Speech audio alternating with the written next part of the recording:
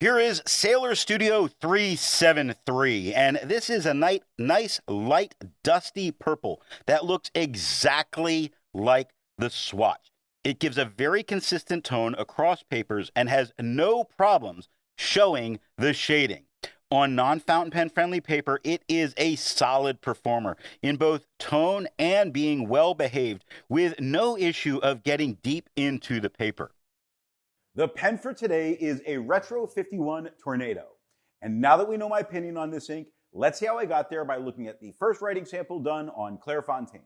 Here is a great solid look at this light dusty purple against the stark white of this paper. Really shows off the way the ink is looking.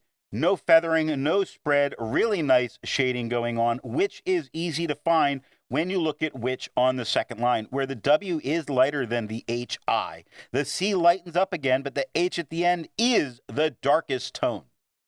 Looking at the back of the page, we get no bleeding and no ghosting. Sailor makes more than one ink, so let's take a look at a few other inks from Sailor.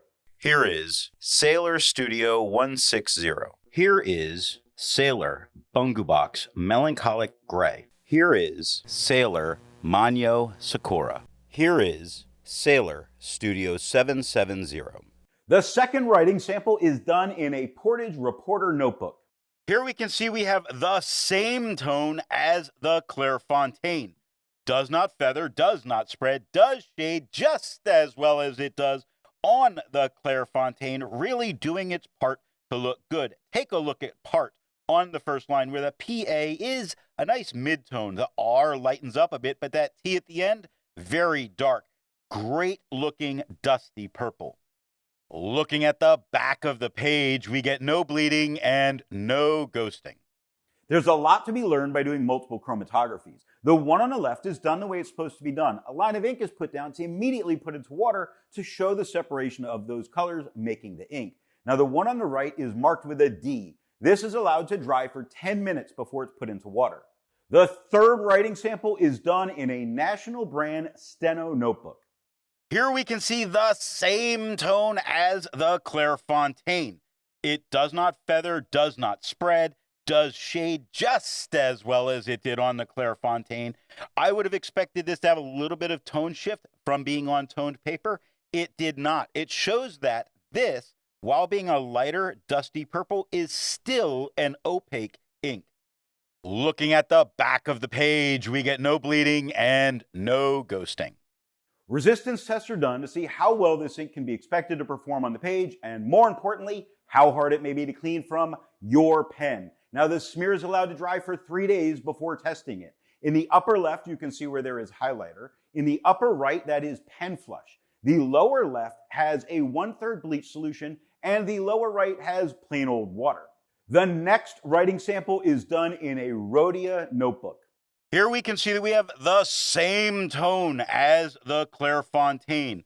Doesn't feather, doesn't spread, shades just as well as it did on the Clairfontaine. Surprising to me, I thought this was going to have a little bit of problem with the quad rule. It does not. It stands out against the quad rule with no problems, making this a good ink to use if you frequently use quad rule paper. Looking at the back of the page, we see some of the most unfortunate things. We do see that this is aggressive against the Rhodia paper, getting quite deep into the paper in a number of spots. Now, none of these bled through touching the page underneath, but this is something to be very aware of. It shows that this can be a more aggressive ink. I think you could write on the back of the page, but this is, again, it's something to be made aware of. With over 1,000 inks reviewed, let's take a look at a few more violet or purple inks. Here is Califolio Lilas. Here is Lamy Violet. Here is Cairo Iro Soft Snow of O'Hara. Here is Zenzoi Purple. All of the inks that you just saw have a review here on the channel. Now, the next writing sample is done in a Composition Lab notebook. Here we can see the same tone as the Clairfontaine.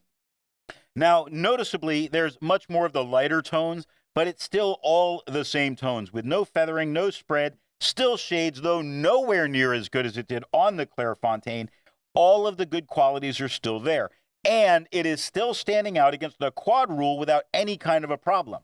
If a student was using this, I don't think there would be any problem from anyone involved. It's easy to read on the page, even in its lightest version.